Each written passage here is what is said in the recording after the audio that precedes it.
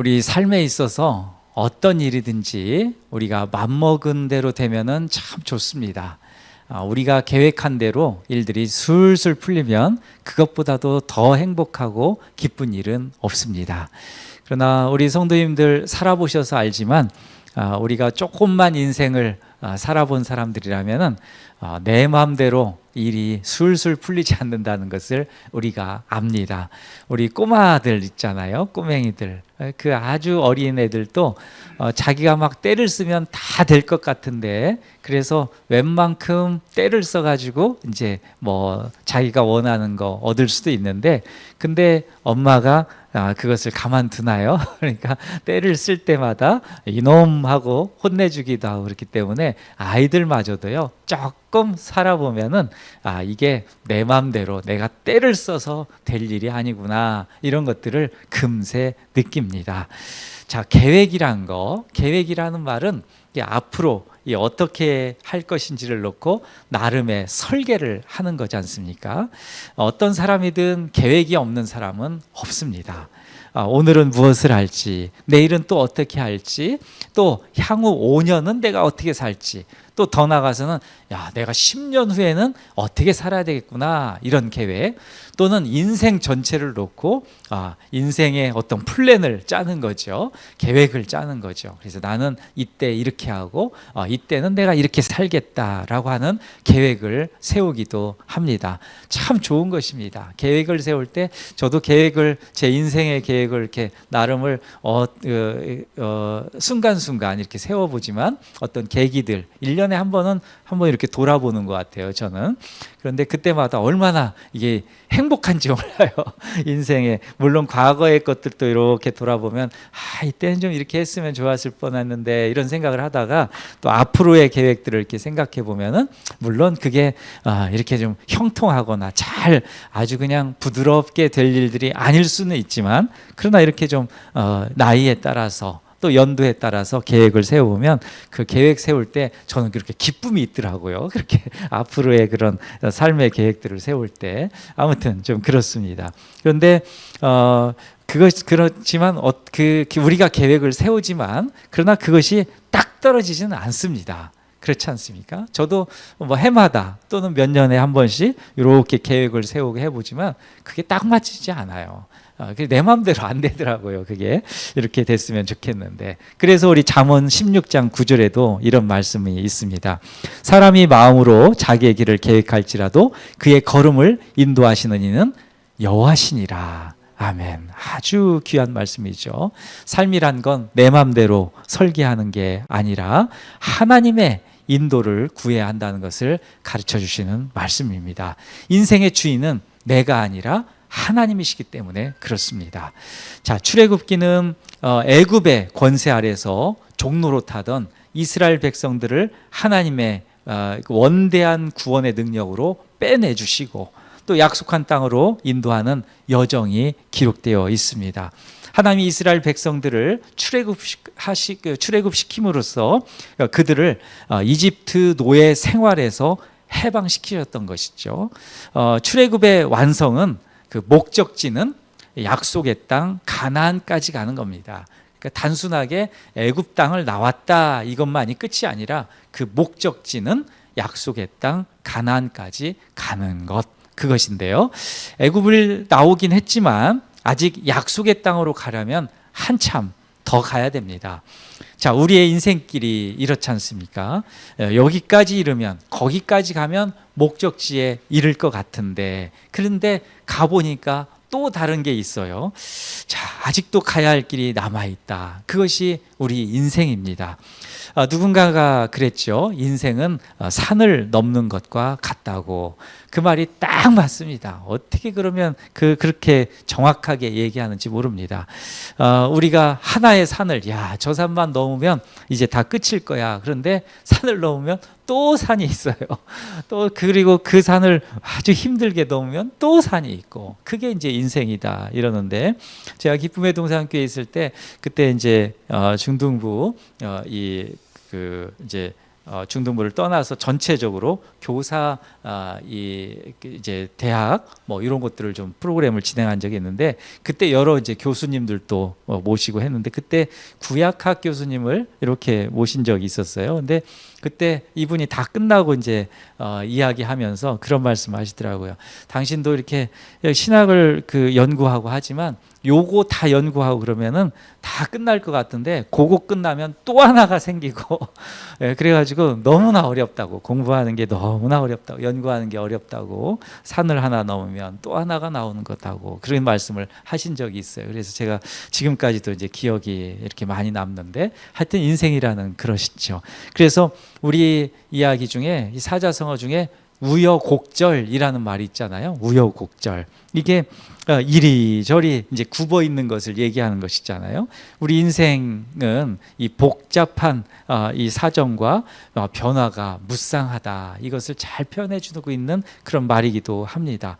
우여곡절이라는 표현이 그것을 정확하게 말해주고 있는데, 이스라엘 백성들이 출애굽한 후에 아직도 가야 할 길이 많이 있잖아요. 애굽은 빠져나왔지만 약속의 땅, 그 목적지까지 가려면 아직도 오래 가야 합니다. 가야 할 길이 남아 있는데, 자, 약속의 땅 가나안까지는 한참을 이제 가야 되는데, 출애굽부터 가나안까지 여정은 오직 하나님의 손에 의해서 인도함을 받게 됩니다. 그게 출애굽기에 아주 자세하게 기록되어 있고 그것을 가르쳐주고 있는데, 하나님이 가장 좋은 경로로 이스라엘 백성들을 인도하십니다. 참 이게 중요한 말입니다. 하나님께서는 가야 할 길이 많이 남아있는데 가장 좋은 경로를 선택해서 우리들을 인도해 주신다는 것이죠. 그런데 우리가 볼 때, 우리의 인생을 볼 때 그렇지 않다, 그런 것 같지는 않아요, 이렇게 생각할 수 있을 때가 많습니다. 하나님께서 인도하시는 그 경로가 이해가 안 될 때가 많기 때문에 그래요. 왜 이렇게 하십니까? 나를 왜 이렇게 다루십니까? 내 인생이 왜 이렇게 꼬입니까? 막 이런 거 있잖아요. 그때 이제 그런 것이, 그런 말을 할 수 있죠. 하나님이 살아계시다면 이렇게 인도해 주셔야지, 내 마음에 탁탁 들게. 그래서 이렇게 막 어려운 일도 내가 딱 기도하면 다음날 딱 해결되고, 아니면 조금 뭐 시간이 지나더라도 그렇게 어렵지 않게 딱 해결되고, 이렇게 된다고 하면 하나님이 정말 이게 진짜 하나님 살아계신 거구나 하면서 그렇게 믿을 수도 있을 텐데, 이게 하나님을 믿긴 하는데 인도하시는 그 우리 인생 걸음을 보면은 그렇지 않은 것 같을 때가 많다고 생각되면은 하나님 왜 나를 이렇게 인도하세요 막 하면서 원망도 하고 불평도 하고 그렇게 하는 것이, 나 하나님 떠날래요 막 이렇게 하나님께 공갈 협박도 하고 이렇게 되지 않습니까? 이제 이런 것이죠. 하나님께서 살아계시고 나의 삶을 하나님의 손에, 내 삶이 하나님의 손에 달려 있고 하나님께서 온전히 인도해 주신다고 했는데, 가장 좋은 경로로 인도해 주신다고 했는데 그게 아닌가 이렇게 생각될 때가 있는 것이죠. 바로 오늘 본문에서 그 내용이 나옵니다. 하나님은 가야 할 길이 구말리인데 불구하고 지름길이 아니라, 짧은 길이 아니라 하필 돌아가는 길로 인도하십니다. 애굽에서 가나안까지는 크게 3가지 정도의 길이 있다고 그래요. 하나는 그 지중해 해안을 타고, 지중해 해안가를 타고 쭉 올라가는 길, 거기가 아주 간단하고 거기가 아주 지름길이죠. 거기에 있다면, 하나는 사막을 관통해서 가는 그런 길인데 그 방법도 하나의 또 방법이고, 거기에 여러 가지 상인들도 그런 길들을 택해서 이렇게 다녔으니까 그게 이제 2번째고, 나머지 하나는 우리 이제 이집트가 있고 여기 가나안, 팔레스타인이 있으면 거기 이렇게 세모난 데 있잖아요. 세모난 이 지점, 이게 이제 시나이 반도 여기인데, 여기를 쭉 내려가서 이렇게 타고 올라가는 거, 이제 이런 경로가 이제 3번째 경로라고 할 수 있는데, 그건 굉장히 멀고 돌아가는 길이죠. 그러니까 지중해로 쭉 올라가면 아주 쉬운데 여기서 요만큼밖에 안 되고, 여기 사막을 이렇게 통과하면 요 정도 길이고, 또 밑으로 하면 이게 가장 먼 길인데, 오늘 경로를 보면은 요런 길 같아요. 그런 길을 이제 하나님 인도하시는데, 하나님은 이스라엘 백성들을 가장 가까운 이 지중해 해안을 타고 보내지 않으시고, 갑자기 홍해 광야길로 인도하십니다. 길을 트셔요. 틀어서 그쪽으로 내려가게 하시는데 어쩌면 가장 먼 길을 선택하게 하신 것이죠. 자, 1절과 2절 말씀을 한번 볼까요? 1절과 2절 14장 출애굽기 14장 1절 2절 함께 보겠습니다. 여호와께서 모세에게 말씀하여 이르시되 이스라엘 자손에게 명령하여 돌이켜 바다와 믹돌 사이에 비하히롯 앞 곧 바알스본 맞은편 바닷가에 장막을 치게 하라. 아멘. 자, 성경을 읽다가 우리가 가끔 당혹스러울 때가 있어요. 이 헷갈리는 지명이 뚜렷하지 않고 읽을 때도 바알스본, 비하 히롯 발음하기도 어렵잖아요. 이런 우리에게 이제 익숙하지 않은 지명이기도 하고, 그런데 이게 성경학자들도 이 지명이 다 어딘지 밝혀내지 못하는 그런 상황이 있을 때 우리가 좀 당황스럽게 됩니다. 2절에 나오는 이 세 곳의 지명, 믹돌, 그리고 비하 히롯, 그리고 바알스본, 여기가 정확히 어딘지를 몰라요. 성경학자들도 어딘지 모르고 고고학적으로 다 밝혀지지 않았고, 대략 이 믹돌은 이 망대라는, 히브리어로 이제 망대라는 뜻이기 때문에 그 이집트 끝에서 이제 팔레스타인으로 올라가는 그 길이죠. 거기에서 어떤 동부 끝자락에서 방어용 도시로 거기를 좀 구축했지 않았나, 이제 이렇게 추측을 해봅니다.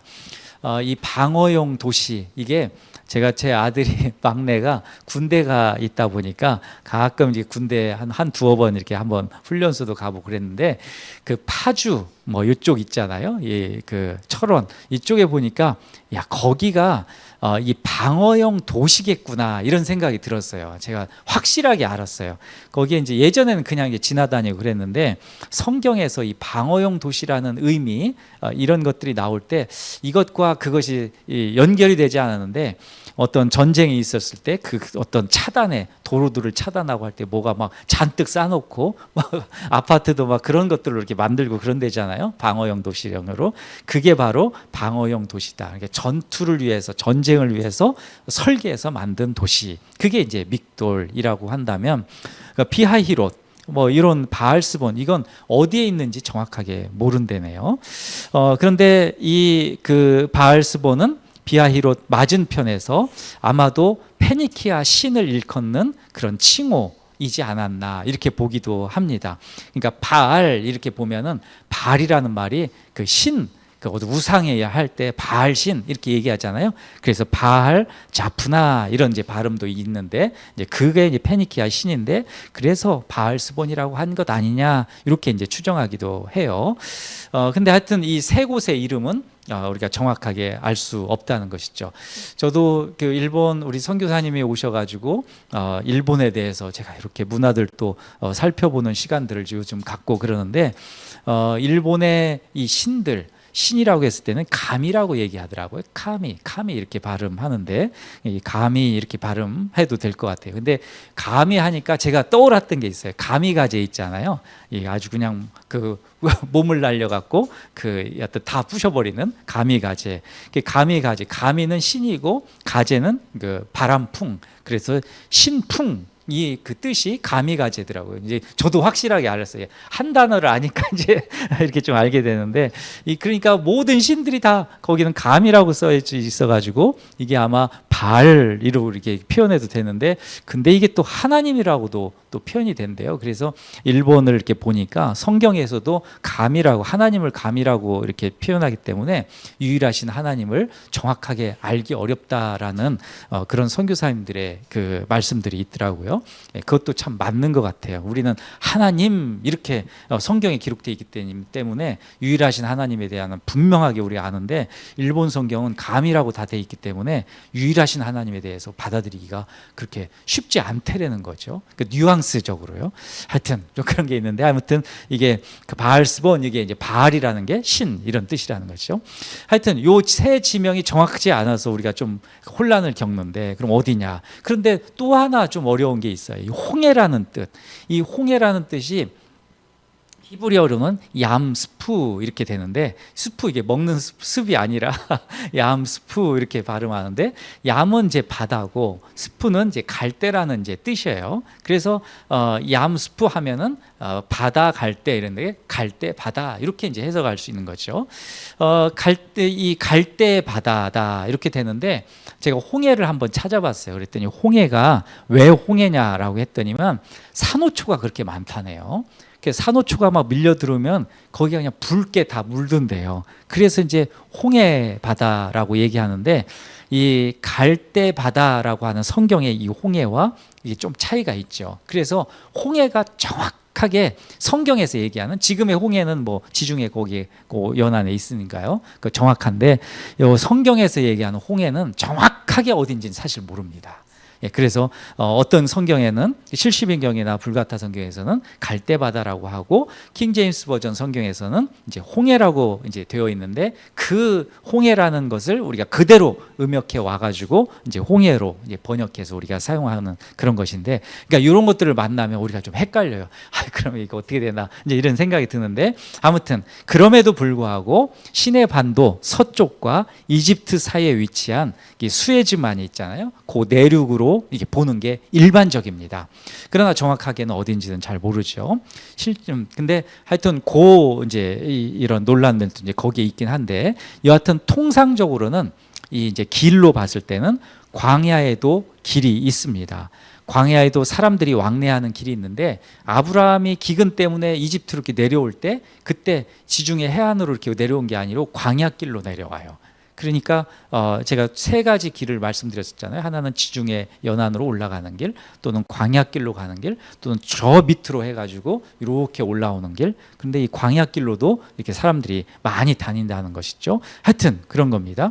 근데 홍해를 중심으로 볼 때 왼쪽은 수에즈만이고 오른쪽은 아카바만, 이렇게 한번 기억을 해보세요. 이렇게 세모 이렇게 있잖아요. 세모. 그 이쪽은 이집트 쪽으로는 이제 수에즈만, 이집트 팔레스타인 쪽으로는 이제 아카바만, 이렇게 되는데, 오늘 본문을 보면은 이스라엘 백성들은 이 수에즈만으로 시작되는 서쪽 어디쯤인가 지금 있는 거예요. 있는데 정상적이라고 보면 이 수에즈만을 끼고 남쪽으로 더 내려오지 않고 방향을 동쪽으로 틀면서 이 시나이 반도 쪽으로 이렇게 쑥 들어가야 됩니다. 그런데 갑자기 하나님이 방향을 틀어서 수에즈만을 끼고 더 남쪽으로 이렇게 내려오게 되는 거예요. 자, 이게 이해되시나요? 이런 식으로 가야 되는데 남쪽으로 더 꺾으신 거예요, 하나님께서. 그래서 더 밑으로 내려오면 분명히 첫 번째 길, 요 짧은 길이 있고, 두 번째 요 정도로 가는 길이 있고, 더 밑으로 내려면 이렇게 내려가야 되는 게 있는데, 이 밑으로 지금 인도하고 계신 게 분명해요. 하여튼 그렇게 내려오게 하십니다. 근데 남쪽으로 내려가면 갈수록 바다는 훨씬 넓어지고 깊어지고, 가나안 땅도 훨씬 더 이제 멀어지는 것이죠. 그러니까 좋지 않은 거예요. 이렇게 봤을 때는 여기에는 이제 그런 얘기가 좀 나와 있지는 않아요. 성경에는 이렇게 했을 때, 우리를 왜 이렇게 인도하시지 하나님이, 뭐 지름길로 인도하시면 얼마나 좋나, 이런 기록들은 성경에는 없어요. 그런데 아마도 거기에 뭐 그 당시에 이 장로들, 거기에는 뭐 지도자들이니까 뭐 등등은 아마 좀 의문을 품을 수도 있을까요? 왜 이렇게 인도하나? 지금 인구들도 좀 많고 있는데 이렇게 가면 좀 힘들지 않나? 이런 생각이 좀 들 수 있는데, 아무튼 여기까지는 지금 큰 뭐 어떤 논란들이 없어요. 그런데 조짐이 좀 이상해요. 이렇게 쭉 꺾어서 딱 내려오니까 뭔가 모를 좀 긴장감이 좀 돕니다. 근데 아니나 다를까 갑자기 없어졌던, 사라졌던, 출애굽에서 끝났잖아요. 일단락됐던 바로가 다시 또 등장해요. 자, 3절과 4절인데 같이 한번 읽어보겠습니다. 3절, 4절 함께 읽습니다. 바로가 이스라엘 자손에게 대하여 말하기를, 그들이 그 땅에서 멀리 떠나 광야에 갇힌 바 되었다 하리라. 내가 바로의 마음을 완악하게 한즉 바로가 그들의 뒤를 따르리니, 내가 그와 그의 온 군대를 말미암아 영광을 얻어 애굽 사람들이 나를 여호와인 줄을 알게 하리라 하시매 우리가 그대로 행하니라. 아멘. 자, 바로가 출애굽한 이스라엘 백성들을 계속적으로 좀 추적하고 관찰해 왔던 것이죠. 근데 이렇게 보고를 받고 나니까 이것들 뭐야? 거기 가갖고 지금 헤매고 있네. 그러니까 지금 가갖고 때려잡으면은 200만 명 정도 되는 노예 자원을 우리가 다시 얻어올 수 있겠구나. 이렇게 통밥을 굴린 거죠. 이 잘 됐다. 잘 됐다. 그때는 우리가 막 10가지 재앙이 막 물어치고 해갖고 얼른 빨리 나가라고, 제발 좀 나가라고 이렇게 했는데, 막 금은 보화를 주면서 제발 좀 나가라고 했는데, 이제는 얘들이 헤매고 있네. 그러니까 이번 잘 됐어. 다시 와갖고 다 때려 잡아버리자. 이렇게 지금 생각을 했다는 것이죠. 자, 200만 명 정도 이 자원은, 이 인력 자원은 대단한 겁니다.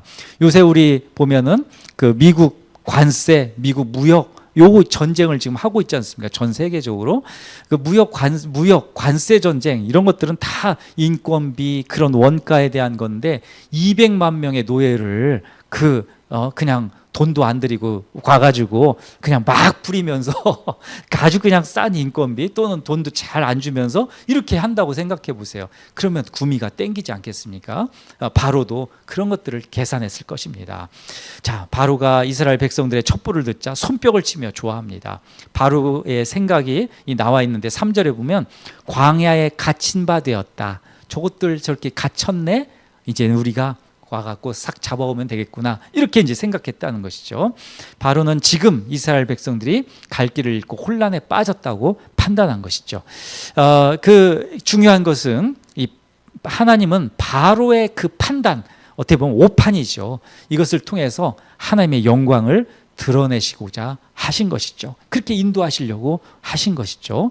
4절에 보면 내가 그와 그의 온 군대로 말미암아 영광을 얻어라는 말씀이 정확하게 하나님께서 어떤 의도를 갖고 계신지를 말씀하고 있는 것입니다. 또 4절 그때도 보면 애굽 사람들이 나를 여호와인 줄 알게 하리라, 이 말씀도 있습니다. 정확하게 하나님이 누군지 밝혀주신다는 거죠.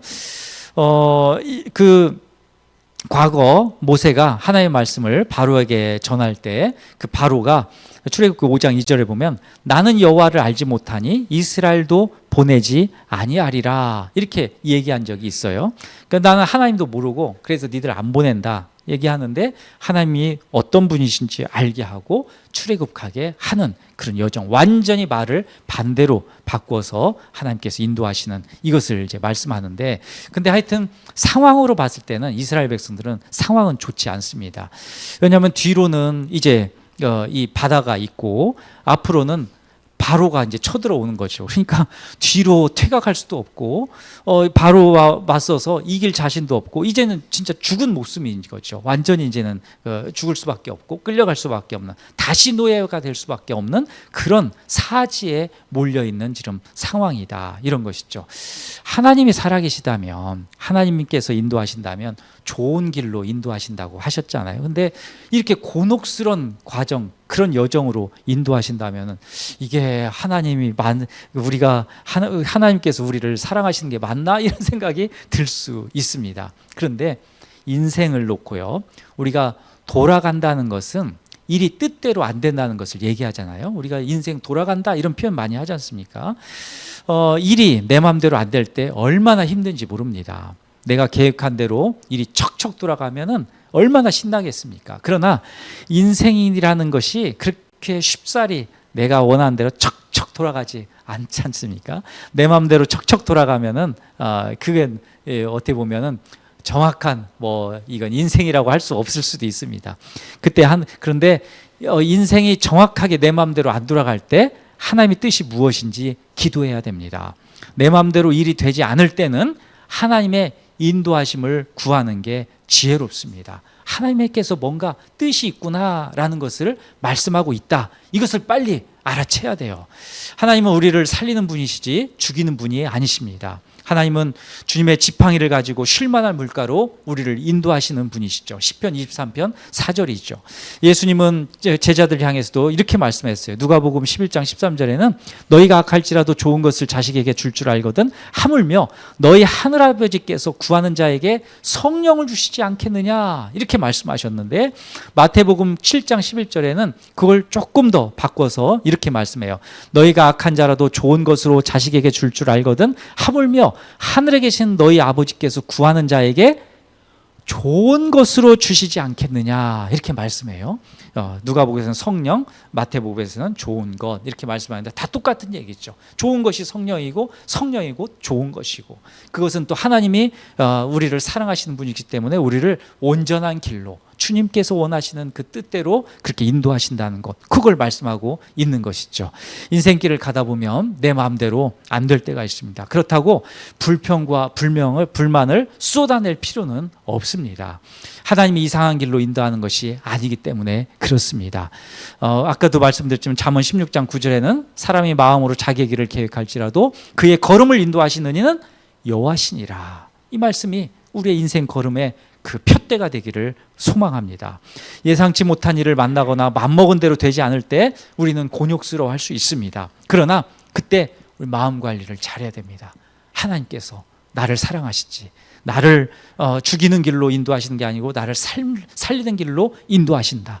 나를 아주 그냥 그 망하는 길로 인도하시는 게 아니라 나를 쉴만한 물가로 인도하시는 분이시다. 확신을 갖고 그때 기도하셔야 됩니다. 그때 하나님께서 나를 뭔가 내 생각과는 다르게 인도하시는구나, 이걸 가지고 내 마음 관리를 잘해야 돼요. 불평 불명 막 염려하고 이걸 왜 이렇게 하십니까? 이거 이렇게 하면 안 되고 하나님께서 뜻이 있으시겠지, 그러면서 마음의 평강을 찾는 게 중요합니다. 그래서 빌립보서 4장 6절 7절에는 내 마음과 생각을 지키시리라 말씀하셨던 그 얘기가 그 영어 성경에는 가드예요. 그 어떤 군사들이 막 지키는 거 있잖아요. 마음과 생각을 지키시리라. 군사 그 병력을 해가지고 마음과 생각이 흐트러지지 않도록 지켜주신다는 것이죠. 그걸 믿고 가시는 우리 여러분들이 되시기를 축복합니다. 우리가 많이 부르는 우리 찬송 중에 이 복음성가, 요즘에 CCM이라고 그러니까요, CCM 중에 주가 일하시네 이런 찬송이 있어요. 이것을 작곡하신 분을 이렇게 찾아보니까 이혁진 형제님이시더라고요. 이혁진, 이분이 이제 곡을 쓴 배경이 있대요. 주가 일하시네 주가 일하시네, 그거 있잖아요. 그 찬양인데, 이제 이혁진 형제님이 어느 교회 이제 중등부 교사로 섬겼는데 그 교회에서 이제 낙도 선교를 준비하고 있었대요. 근데 이혁진 형제님 어머님이 아주 많이 불편하시고 아프셔가지고 병원비를 좀 벌어야 되는 그런 좀 환경이 조금 어려운 상황 가운데 있었대요. 근데 내가 이거 뭐 어떤 그 알바도 하고 뭐 해가지고 이 병원비를 벌어야 되는데 낙도 선교 가면 이런 거 다 안 되고 해가지고 준비한다고 시간도 다 빼앗기고 이거 막 이것 때문에 갈등이 아주 심했다는 거예요. 근데 기도하던 중에 내가 그냥 믿음으로 낙도 선교를 가야 되겠다. 그러니까 현실적으로 보면 어머님 위해서 돈을 버는 게 맞지만 하나님 앞에 장차 설 때 내가 믿음으로 낙도 선교를 했노라, 그렇게 할 말이 있지 않겠느냐, 이런 생각이 갑자기 들었다는 거예요.